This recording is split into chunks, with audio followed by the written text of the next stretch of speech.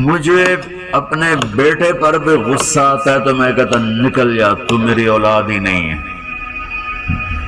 میں دین سیکھنے جانا چاہتا تھا، میرے والد رحمۃ اللہ علیہ مجھے ڈاکٹر بنانا چاہتے تھے، میں اس سے بہتر راستہ اختیار کر رہا تھا، لیکن میرے باپ کی مرضی نہیں تھی، تو انہوں نے مجھے فرمایا جی تو مولوی بننا ہے تو میرے گھر ہی چوں نکل جا۔ میرے کانوں میں وہ الفاظ آج بھی گونج رہے ہیں۔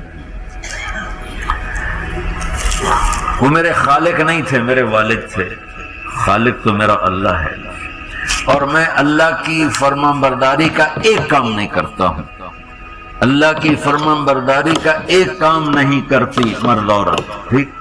تو اللہ کو غصہ اس حساب سے آنا چاہیے کہ بدبخت ہو، بے غیرت ہو، شرم نہیں آتی تنوں ڈوب کے مر جاؤ۔ میں قربان جاؤں، اللہ کہتا ہے یا عبادی، او میرے بندو،